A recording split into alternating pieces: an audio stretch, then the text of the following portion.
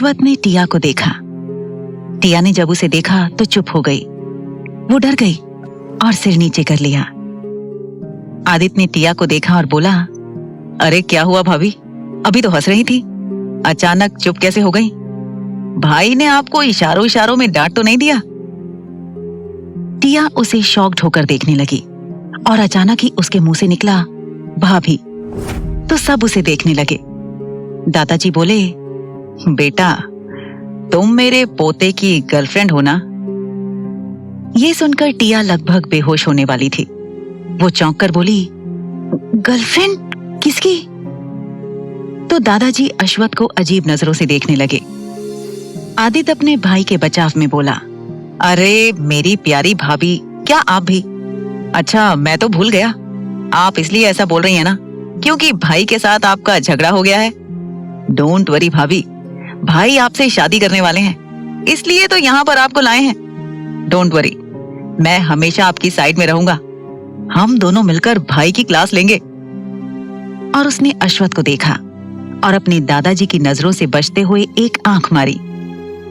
टिया shocked रह गई। अश्वथ ने उसे घूर कर देखा और आंखों में इशारा किया, जैसे वो बोल रहा हो, शायद तुम भूल रही हो कि तुम्हारे ऊपर 1 करोड़ का कर्जा है जो तुम चुका नहीं सकते, तो इसलिए अच्छा होगा कि मैं जैसा कहूं वैसा करो। मेरे हाँ में हाँ मिलाओ, तुम जानती नहीं हो मैं क्या कर सकता हूं। टिया को समझ आ गया। वो धीरे से बोली, आई एम सॉरी। तभी अश्वथ ने कहा, दादाजी आपको मेरी पसंद से कोई ऐतराज तो नहीं है ना? दादाजी हंसते हुए बोले, मुझे ऐतराज होगा? तुम्हें ऐसा लगता है?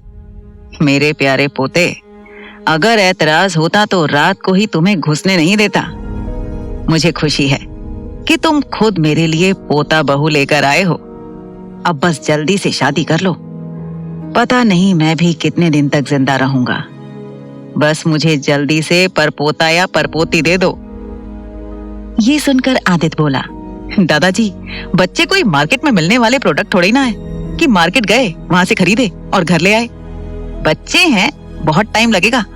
और आपको किसने कहा? आप इतनी जल्दी नहीं मर सकते। आपको तो मेरे भी बच्चे देखने हैं, इनफैक्ट हम सबके बच्चे देखने हैं। तभी प्रत्युष बोला, हाँ दादाजी आप हमेशा सेंटिमेंटल हो जाते हैं, आपको तो अभी 200 साल तक जीना है। इस बात पर दादाजी बोले, अगर चाहते हो कि मैं 200 साल तक जीऊं, तो मेरे पोते से बोलो मेरी पोता बहू से जल्दी से शादी कर ले। मैंने पंडित जी से बात की है, वो बता रहे थे कि आज का दिन बहुत शुभ है, क्यों ना आज ही शादी कर लो। ये सुनकर सब हैरान रह गए, पर अश्वथ शांत था, जैसे उसे पता हो कि ऐसा होने वाला है। टिया मन में बोली, शादी? ये क्या हो रहा है मेरे साथ? भगवान आप क्या चाहते हो? वो ऊपर से नीचे तक कांप रही थी। अश्वथ ने उसकी हालत भांप ली और टेबल के नीचे से उसका थर-थर कांपता हाथ टाइटली पकड़ लिया। टिया तो उसके पकड़ते ही और ज्यादा कांपने लगी। अश्वथ उससे धीरे से बोला, शांत हो जाओ, इतना क्यों कांप रही हो? मैं कौन सा तुम्हारी बलि चढ़ा रहा हूं? याद रखो, आई एम योर बॉस। ये सुनकर टिया खुद को नॉर्मल दिखाने की कोशिश करने लगी। वैसे भी वो अपनी सौतेली माँ और बहन के जुल्म सहने के बाद भी अपने पापा को ऐसा कुछ नहीं दिखाती थी। वो हमेशा उनके सामने ऐसा दिखाती थी कि वो खुश है। ये कहो कि अपने दर्द छुपाने में महारत हासिल कर ली थी उसने। अश्वथ उसकी उंगलियों के एक्यूपंक्चर पॉइंट को दबाने लगा ताकि वो कोई गड़बड़ ना कर दे। एक तरह से वो उसे शांत कर रहा था। अश्वथ के छूने से टिया के अंदर बिजली के झटके लग रहे थे। उसके दिल में तूफान उठ रहा था। उसे अश्वथ के छूने से नेगेटिव वाइब्स नहीं आ रही थी, उसे पॉजिटिव वाइब्स आ रही थी। तभी आदित्य जोर से दहाड़ते हुए बोला, क्या कहा दादाजी आपने? ओह माय गॉड, मेरे भाई की शादी आज ही होगी? वाओ वाओ, यानी मेरे भाई की शादी? पर दादाजी इतने कम टाइम में तो। इस बात पर दादाजी बोले, तुम सबको तो पता ही है अगर इस शादी को हम सीक्रेट नहीं रखते हैं तो मेरी पोता बहू को नुकसान पहुंचाने वाले बहुत हैं और मैं ऐसा कुछ नहीं चाहता।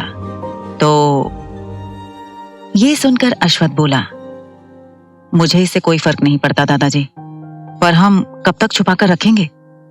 एक ना एक दिन तो सबको बताना ही पड़ेगा, और मेरे होते हुए ऐसा कौन कर सकता है? तभी आदित्य ने कहा, कौन कर सकता है? कौन कर सकता है का क्या मतलब है? हम सब जानते हैं ऐसा कौन कर सकता है। आई थिंक दादाजी इज राइट। सब पागलों की तरह चिल्लाने लगे। टिया की तो हालत खराब हो रही थी। वो इतने सदमे में थी कि उसे एहसास ही नहीं था कि उसकी शादी हो गई। अश्वथ ने उसे जैसा कहा वैसा ही करती गई। उनकी शादी बस कुछ लोगों की मौजूदगी में ही हुई। अश्वथ के कुछ क्लोज फ्रेंड्स और आदित्य के कुछ क्लोज फ्रेंड्स ही थे। फिलहाल वो लोग तो पीकर टुन्न पड़े थे, जैसे अश्वथ की नहीं उनकी शादी हुई हो। टिया ने खुद को बड़े से मिरर में देखा। वो किसी रानी से कम नहीं लग रही थी। उसने डिजाइनर ब्राइडल लहंगा पहन रखा था। वो बहुत ही खूबसूरत था और कस्टम मेड था, और वो पिंक कलर में था। पिंक कलर उसका फेवरेट कलर था। उसका सपना था कि उसकी शादी हो तो वो ऐसे ही कपड़े पहनकर शादी करे। उसे यकीन नहीं हो रहा था कि ये सच है। वो सच में किसी राजा की रानी लग रही थी। उसे केयर टेकर्स ने अच्छे से तैयार किया था। उसने अपने मांग पर लगे सिंदूर को देखा। उसे शादी के वक्त अश्वथ का मांग में सिंदूर भरना याद आ रहा था। उसने अपने गले में पहने मंगलसूत्र को देखा। वो इस तरह से डिजाइन किया गया था कि कोई कह ही नहीं सकता था कि वो मंगलसूत्र है। वो एक तरह का डिजाइनर पतली चेन का नेकलेस था। उसमें डबल ए का सिंबल था। वो बहुत ही प्यारा और खूबसूरत था। वो बड़े ध्यान से उस मंगलसूत्र को देख रही थी। वो मन में बोली, डबल ए मीन्स सर का नाम क्या है? और वो सोचने लगी। तभी अश्वथ बाथरूम से नहाकर बाथरोब पहनकर बाहर आया और बोला, double A means Ashwath Aryan. तो टिया आवाज सुनकर डर गई और हड़बड़ाकर वहीं गिर पड़ी। उसने सिर उठाकर अश्वथ को देखा, जो टॉवल से अपने बालों को सुखाते हुए उसे अजीब नजरों से देख रहा था। वो बोला, इतना डरने की जरूरत नहीं है। तुम्हारे साथ मैं कोई जबरदस्ती नहीं करने वाला। तुमसे शादी करने का मेरे पास एक सॉलिड रीजन है, और जैसा कि मेरा तुम पर 1 करोड़ का कर्ज है, तो तुम वही करोगी जो मैं कहूंगा, समझी? तो टिया ने जल्दी से हाँ में सिर हिलाया। तभी अश्वथ बोला, तुम कुछ बोलती क्यों नहीं? ऐसे गूंगी बहरी की तरह रिएक्ट करती रहती हो। तभी टिया डरते हुए बोली, जी मैं समझ गई। चलो मैं तुम्हें क्या करना है वो समझाता हूं। ये कहकर उसने टिया की बाजू को पकड़कर उसे खड़ा किया। टिया तो डर के मारे कांप रही थी। अश्वथ ने उसे सोफे पर बैठाया और खुद भी बैठ गया और बोला, तुम्हें मेरी सारी बातें माननी पड़ेंगी, और जाहिर सी बात है कि अब तुम मेरी वाइफ हो तो तुम्हें पता होंगे ना वाइफ के काम। हाँ। गुड। मैंने तुम्हारे कॉलेज के डीन को तुम्हारे 2 हफ्ते की लीव एप्लीकेशन दे दी है, और एक बात अच्छे से अपने छोटे से दिमाग और दिल में उतार लो, तुम मेरी हो। अगर तुमने मुझे धोखा देने या मुझे छोड़कर जाने की सोची भी, तो मैं खुद भी नहीं जानता कि मैं तुम्हारे साथ क्या करूंगा। एंड डोंट वरी, तुम्हारी फैमिली की तरह यहां पर कोई तुम्हारे साथ मिसबिहेव नहीं करेगा। अश्वथ उसे सारे रूल्स रेगुलेशंस बताने लगा। टिया बस हाँ हाँ बोल रही थी। उसके अलावा बोल भी क्या सकती थी? सुबह टिया अच्छी और सुकून की नींद सोई। वो अभी भी नहीं उठी थी। अश्वथ सोफे पर बैठकर लैपटॉप पर काम कर रहा था। कॉफी टेबल पर कुछ फाइल्स रखी थी। एक हाथ में कॉफी का कप पकड़ा हुआ था और दूसरे हाथ की उंगलियां लैपटॉप के कीबोर्ड पर चल रही थी। टिया ने करवट बदली और उस रूम की सन्नाटे को चीरती हुई आवाज आई, धड़ाम। उसके बाद एक और आवाज आई। आवाज टिया के दर्द में चीखने की थी। उसकी चीख सुनकर सब भाग कर आए, पर डोर के पास रुक गए। अरे अब तो अश्वथ की शादी हो गई है, अंदर नहीं जा सकते। ऐसे ही मुंह उठाए जाना उनकी प्राइवेसी को डिस्टर्ब करना होगा।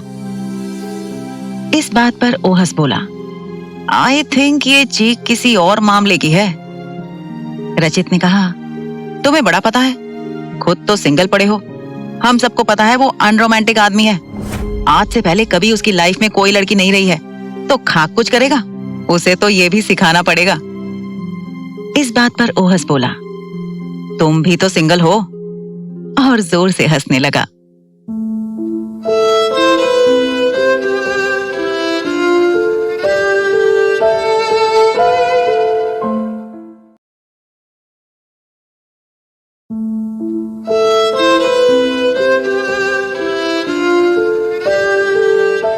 अश्वथ का चीफ बॉडीगार्ड ओरियन, जिसके सिल्वर कलर के बाल थे और उसने अपने कानों में छोटे छोटे ईयररिंग पहन रखे थे, जिससे वो और भी ज्यादा हैंडसम लगता था, वो चिढ़कर बोला, अरे अब बस भी करो, हम सिंगल हैं, पर अब हमारे बिग बॉस मैरिड हैं। टिया कराहने लगी। अश्वथ बिल्कुल शांत था। टिया को देखकर बोला, तुम क्या कोई सपना देख रही थी? टिया ने महसूस किया कि उसने शादी का जोड़ा नहीं पहन रखा था। उसने खुद को देखा, वो हैरान रह गई। उसके कपड़े चेंज थे। उसे अच्छे से याद था कि वो शादी के जोड़े में ही अश्वथ के रूल्स रेगुलेशन सुनते सुनते सोफे पर ही सो गई थी। फिर उसके कपड़े किसने? वो हकलाते हुए बोली, सर आपने मेरे कपड़े? अश्वथ बिना एक्सप्रेशन के बोला, हाँ मैंने कर दिया। ये सुनते ही वो जोर से चिल्लाई। इस बार दरवाजे के पीछे खड़े लोगों से रहा नहीं गया और वो सब सीधे बदतमीजी के साथ अंदर घुस आए। वो ऐसे घुस आए थे जैसे कोई आतंकवादी घुस आए हों। आदित्य बोला, सॉरी भाई, हमें गलत मत समझना, पर हमसे रहा नहीं गया। भाभी क्यों चिल्ला रही थी? कहीं आपने उनके साथ कुछ किया तो नहीं? ओहस बोला, बिग बॉस क्या हुआ? ओरियन ने टिया को देखा और बोला, अरे हम लोग गलत टाइम पर आ गए, चलो चलो। इस बात पर आदित्य बोला, ऐसे कैसे चलें? पहले पता तो चले हुआ क्या है। अश्वथ बोला, कुछ नहीं हुआ, तुम्हारी भाभी बेड से गिर गई। ओरियन सबको धक्का देते हुए बाहर निकाल लाया। तभी आदित्य बोला, क्या कर रहे हो? ओरियन ने कहा, अरे यंग मैडम भी वहां रहती हैं, हमें अब पहले जैसे बेशर्मों की तरह वहां मुंह उठाकर नहीं जाना चाहिए। इस बात पर आदित्य बोला, तो क्या शर्मीला बनकर जाना पड़ेगा? प्रत्युष का मन कर रहा था आदित्य को पकड़कर पीट डाले। हमेशा से आदित्य के दिमाग की वायरिंग अलग ही थी। वो हमेशा से अलग ही सोचता था। तभी प्रत्युष बोला, अरे मेरे भाई, तेरा भाई अब शादीशुदा है, उसकी एक खूबसूरत बीवी है, उनके क्वालिटी टाइम को हम डिस्टर्ब नहीं कर सकते ना। इस बात पर आदित्य बोला, पर मेरा भाई तो अनरोमांटिक है। ओरियन ने कहा, चुप, अब चलो। फिर सभी आदित्य को उठाकर ले गए। टिया चीखते हुए बोली, आप ऐसा कैसे कर सकते हैं? आप मुझे उठा भी तो सकते थे, आपने क्यों मेरे कपड़े बदले? अश्वथ शांत रहा और बोला, क्यों, मैं तुम्हारे कपड़े चेंज क्यों नहीं कर सकता? शायद तुम भूल रही हो, तुम पर मेरा कर्ज है, और ऊपर से तुम मेरी बीवी हो, तो इतना हक तो है ना मेरा। सॉरी, मैं तो कुछ भी कर सकता हूं, मेरा भी तो हक बनता है अपनी खरीदी हुई चीज को टेस्ट करने का। ये सुनकर टिया चुप हो गई। अश्वथ ने कहा, इतना शर्मिंदा होने की जरूरत नहीं है, मैंने ही देखा है, किसी और ने नहीं। ये सुनते ही टिया का मन कर रहा था कि वहीं पर गड्ढा खोदकर उसमें गड़ जाए, या फिर धरती फट जाए और उसमें वो समा जाए। वो झेंप गई। अश्वथ ने टिया को प्रिंसेस नाइट गाउन पहना दिया था। टिया के गाल शर्म से लाल हो गए थे। वो फर्श को देख रही थी। उसकी हिम्मत ही नहीं हो रही थी सिर उठाकर देखने की, और वहीं अश्वथ बेशर्मों की तरह कुछ भी बोले जा रहा था। उसकी बातें सुनकर टिया का मन कर रहा था कि वो गड्ढा खोदकर उसमें कूद जाए। अश्वथ ने उसके मन की बात जान ली थी। वो बोला, मेरे घर में गड्ढा खोदने की कोशिश मत करना, समझ गई? और मरने की तो बिल्कुल भी मत सोचना। ये सुनकर टिया शॉक्ड रह गई कि अश्वथ को कैसे पता चला कि वो वही सोच रही थी। पूरी दुनिया को लगता था कि अश्वथ अनरोमांटिक पर्सन है। इनफैक्ट उसके दोस्तों और भाई को भी यही लगता था। उन्हें क्या पता था कि उनका ये दोस्त इतना बेशरम भी हो सकता है। अश्वथ खुद भी हैरान था कि वो क्या बके जा रहा है और किस लिए। उसने टिया को देखा और बोला, तुम्हें पता है ना क्या करना है? आज पहली रसोई की रस्म करनी है। तुम्हें मेरे दादाजी को इम्प्रेस करने का एक भी मौका नहीं छोड़ना है। समझ में आई बात? तुम्हें खाना बनाना तो आता है ना? जी। तो अब जाओ, जाकर नहा लो। और हाँ, बाहर मेरे पागल दोस्तों की फौज है। अगर वो लोग कुछ भी उल्टा पुल्टा पूछते हैं तो जवाब मत देना। वो लोग बड़े हरामी लोग हैं। ये सुनकर टिया मन में बोली, आप कौन से अच्छे हो? अब जाओगी भी या नहीं, या फिर चाहती हो कि मैं तुम्हारी नहाने में? अश्वथ अपनी बात पूरी भी नहीं कर पाया था कि टिया उठ खड़ी हुई और भागते हुए बाथरूम में घुस गई और दरवाजा अंदर से बंद कर लिया और लंबी लंबी सांसें लेने लगी। अश्वथ ने मन में कहा, मैं कब से ऐसा हो गया हूं, कुछ भी बोले जा रहा हूं। लोग सही कहते हैं, औरत का चक्कर ही ऐसा होता है। क्या मेरा? नो नो नो, ऐसा नहीं हो सकता। और ये सोचकर वो अपने काम में लग गया। टिया मन में बोली, हे भगवान, किससे शादी कर ली मैंने? इतनी फूटी किस्मत, उससे अच्छा तो मैं। और फिर उसे याद आया कि उसे खाना बनाना है। वो जल्दी जल्दी काम निपटाने लगी। वो पहले फ्रेश हुई और फिर ब्रश किया, फिर नहाई। वहां पहले से ही उसके लिए सब रेडी था। बाथटब में पानी भरा हुआ था और सब कुछ था। कपड़े भी रख दिए गए थे। टिया ने कपड़े देखे। वो कपड़े बहुत महंगे और ब्रांडेड थे। उसने कपड़े पहने और फिर बाहर आई। अश्वथ ने नजर उठाकर उसे देखा और बिना एक्सप्रेशन के बोला, अच्छी लग रही हो। टिया जल्दी से ड्रेसिंग रूम में गई और बालों में कंघी की और फिर तैयार होकर बाहर आई। बाहर आते ही वो हैरान रह गई। उस घर के सारे हैंडसम हंक्स उनके कमरे के बाहर लाइन लगाकर खड़े थे, जैसे वो लोग अपने फेवरेट सुपरस्टार का वेट कर रही हो। टिया को देखकर वो लोग हैरान रह गए और उसे गुड मॉर्निंग विश किया। आदित्य ने कहा, वाह भाभी, आप क्या लग रही हो, एकदम कहर। टिया चौंक गई। ओरियन ने कहा, young madam, you are looking gorgeous. Tia कुछ नहीं बोली। वो सच में बहुत खूबसूरत लग रही थी उस ड्रेस में। आदित्य ने कहा, आखिर भाभी किसकी हैं? अब भाभी, आप जल्दी से अपनी रसोई का काम करेंगी। हम सभी प्राणी बहुत भूखे हैं, भूख से त्रस्त हैं। कृपया करके हम पर उपकार करेंगी। ये सुनकर टिया खिलखिलाकर हंस पड़ी। तभी जॉन्सी आई और टिया को अपने साथ ले गई। फिर सारे आदमी बिना रोक टोक के रूम में हड़बड़ाते हुए गिरते पड़ते घुस आए। अश्वथ को पता था ऐसा ही कुछ हो रहा होगा।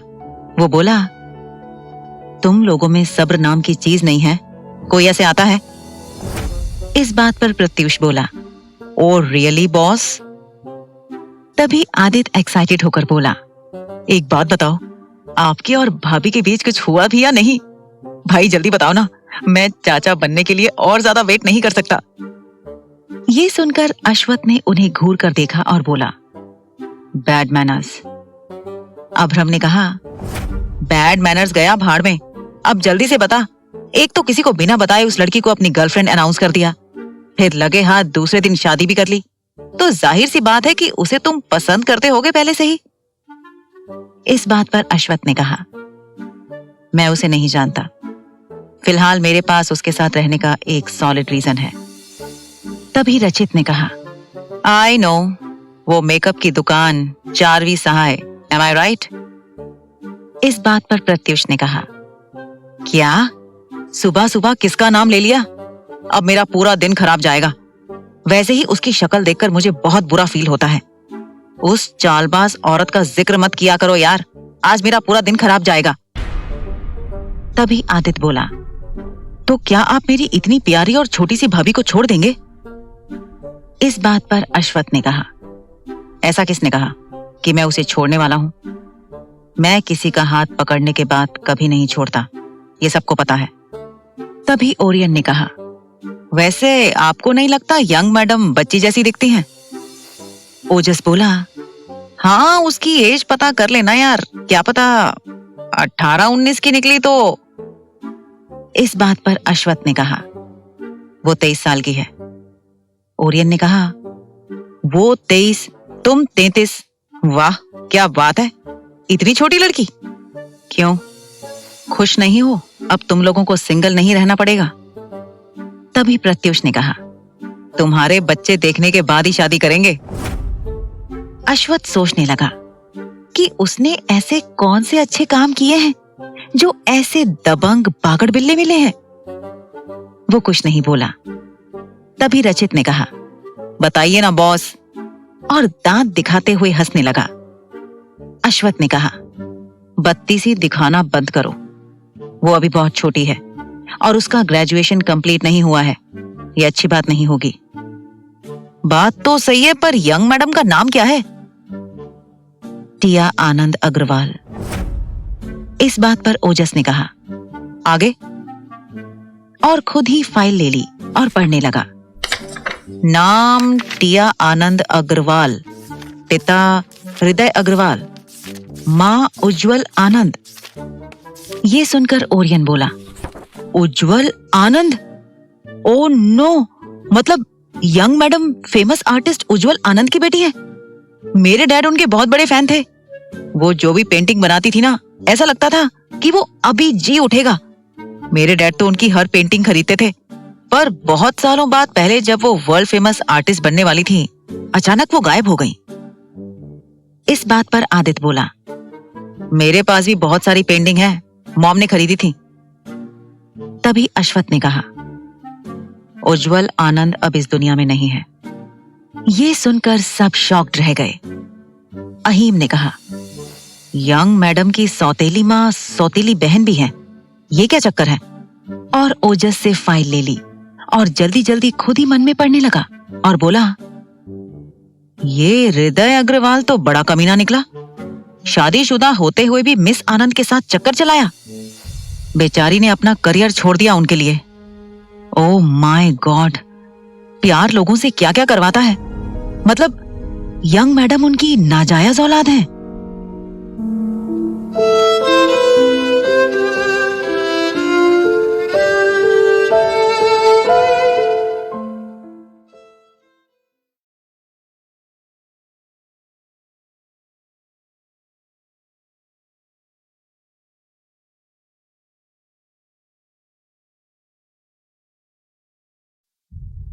हृदय अग्रवाल तो एसके कंपनी के मैनेजर की पोस्ट पर है ना? तो ओहस हाँ बोला। तभी अश्वथ ने कहा, कल से तुम उसे जिम में ट्रेनिंग दोगे। ओरियन बोला, पर क्यों? तो अश्वथ बोला, वो बहुत वीक है, उसके खाने पीने की हर चीज का ध्यान रखना उसे तो देखना ही होगा। तभी आदित्य ने कहा, अच्छा तो आप नहीं चाहते कि कोई भी उनको एक फूंक मारकर उड़ा ना दे? वैसे ये अच्छी बात है, आप उन्हें फिट रखना चाहते हो। अश्वथ ने कहा, 14 दिन का लीव एप्लीकेशन मैंने दिया है, 2 हफ्ते में अच्छे रिजल्ट मिलने चाहिए। तभी ओजस ने कहा, तो क्या उसके बाद हमें भी गुड न्यूज सुनने को मिल सकती है?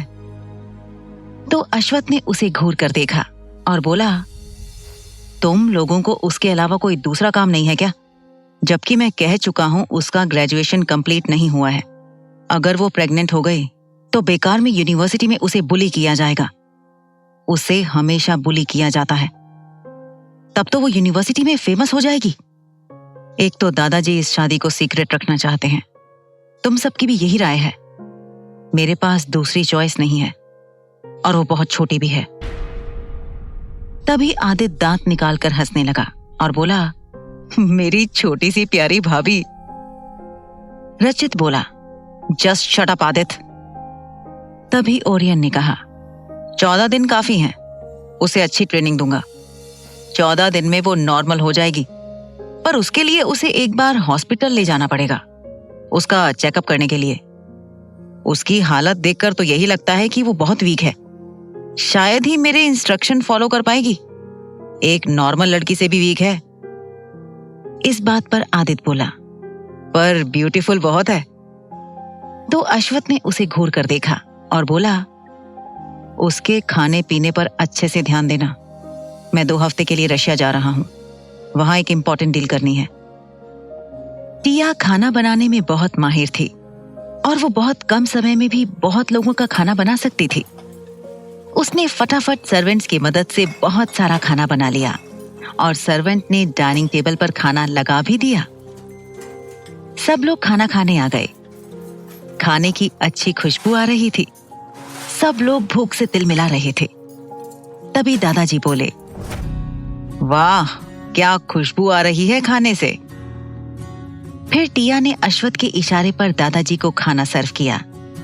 दादाजी ने खाना खाया और वो बहुत खुश हुए। इस घर को आदमियों के अलावा बस एक औरत की कमी थी। बेटा, तुम तो एक प्रोफेशनल शेफ से भी बेटर खाना बनाती हो। सच में बहुत टेस्टी है। ये सुनते ही सब लोग बस अश्वथ को छोड़कर खुद ही खाना निकालकर टूट पड़े। अश्वथ चुपचाप बैठा था। टिया गई और उसको खाना सर्व किया, क्योंकि अश्वथ के रूल में ये भी था। अश्वथ ने फिर टिया को भी बैठने को कहा। अश्वथ ने उसकी प्लेट में ढेर सारा खाना निकाल दिया। टिया हैरान होकर देखने लगी। अश्वथ ने टिया से कहा, चुपचाप खा लो। टिया ने कुछ बोलने के लिए मुंह खोला, लेकिन कुछ नहीं बोल पाई। फिलहाल बाकी लोग तो खाने पर टूट पड़े थे। कुछ ही मिनट में पूरा खाना खत्म हो गया। सब लोग डकार ले रहे थे। टिया आराम से खाना खा रही थी। आदित्य की नजर टिया की प्लेट पर थी। इतना खाने के बाद भी उसका पेट नहीं भरा था। तभी वो बोला, भाभी, शायद आप खाना खत्म नहीं कर पाएंगी। तो अश्वथ उसे देखकर बोला, तुम्हें इससे क्या? तुम्हारा खाना हो गया क्या? तो आदित्य अश्वथ की प्लेट को देखकर बोला, भाई, मैं तो आपका प्यारा भाई हूं ना, आप भाभी के साथ खा लो। देखिए, उनके प्लेट में बहुत सारा खाना है, वो खा भी नहीं पाएंगी। आप अपना खाना दे दो मुझे, प्लीज भाई। और ये बोलते ही उसने प्लेट ले ली और अश्वथ उसे देखता रह गया। आदित्य ने उसका भी प्लेट साफ कर लिया। टिया भी हैरान होकर देख रही थी। सारा खाना खत्म हो चुका था, बस टिया की प्लेट में ही बचा था। टिया का पेट भर चुका था। अश्वथ ने ठीक से खाना नहीं खाया था और उसके छोटे भाई ने उसका खाना छीन लिया था। तभी टिया ने कहा, मैं। अश्वथ बीच में बोला, तुम्हारा पेट भर गया? तो टिया ने जल्दी से हाँ में सिर हिलाया। उसका सच में पेट भर गया था, क्योंकि अश्वथ के कहने पर केयर टेकर ने उसे खाना बनाने से पहले बहुत अच्छा हेल्दी ब्रेकफास्ट कराया था। उससे खाया भी नहीं जा रहा था। तभी अश्वथ ने उसकी प्लेट ले ली और वो देखती रह गई। सब लोग ये देखकर बोले, वाओ, हाउ रोमांटिक। तभी अश्वथ ने कहा, जस्ट शट अप। मेरा खाना छीन लिया गया है, मुझे भूख लगी है और अन्न का अपमान करना गलत बात है।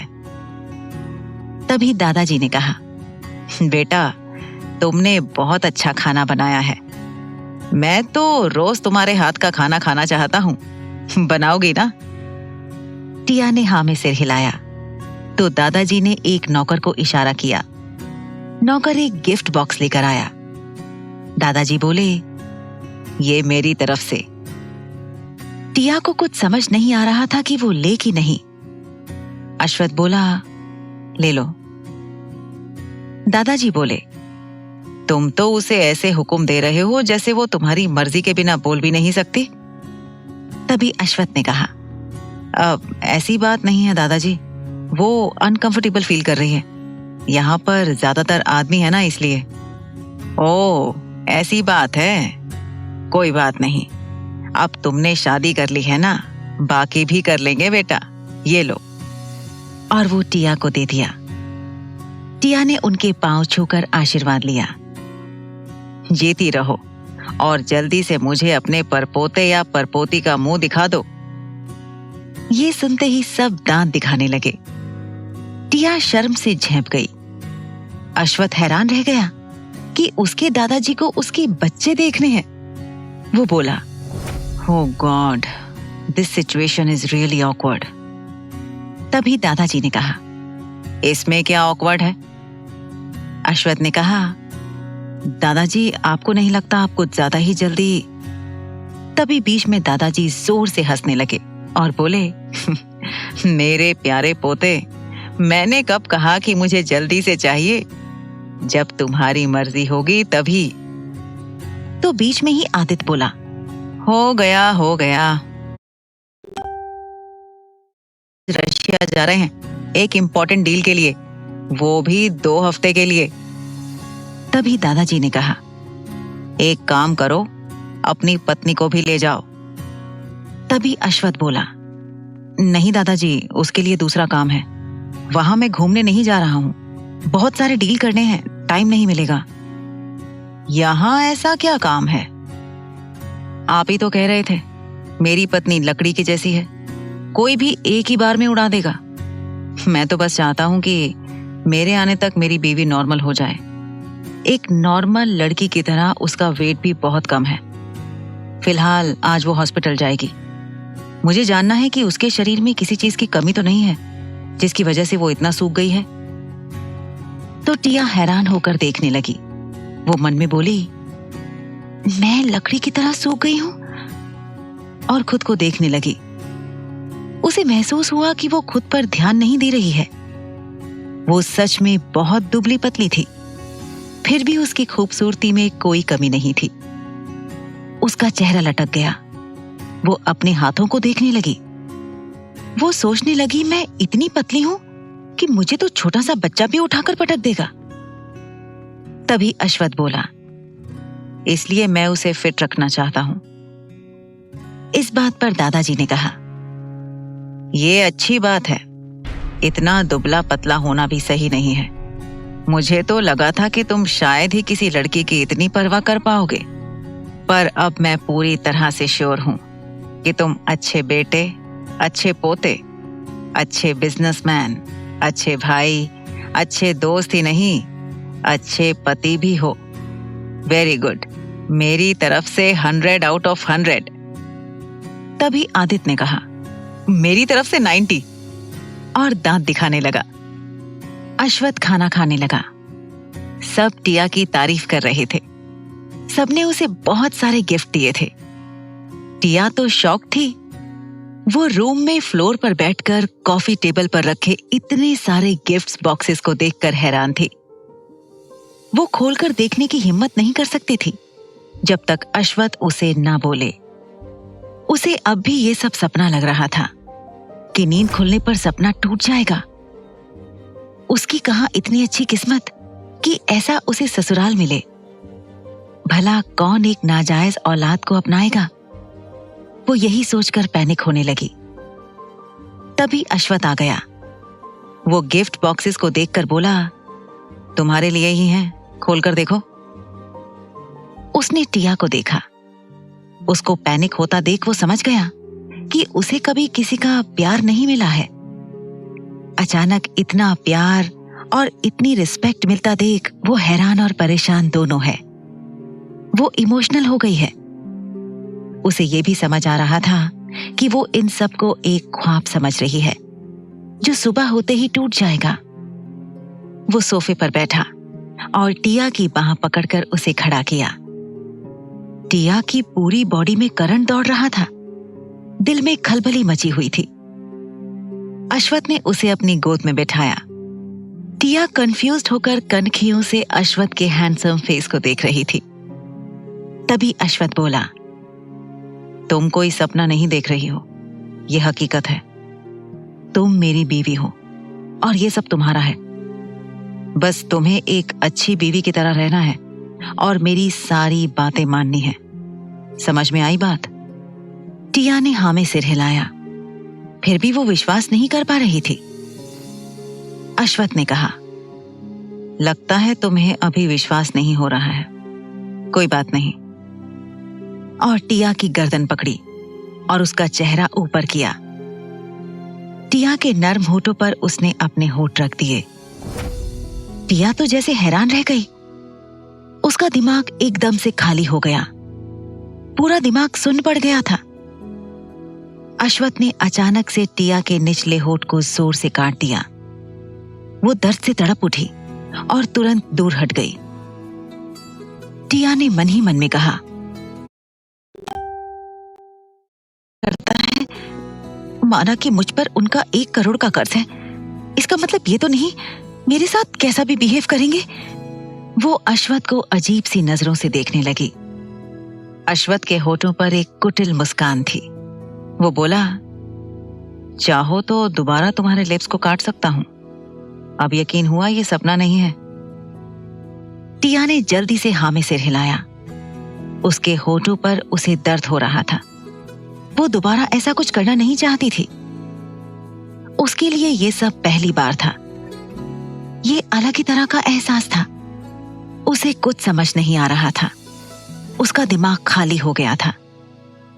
तभी अश्वथ बोला, मुझे पता है तुम हृदय अग्रवाल की नाजायज औलाद हो।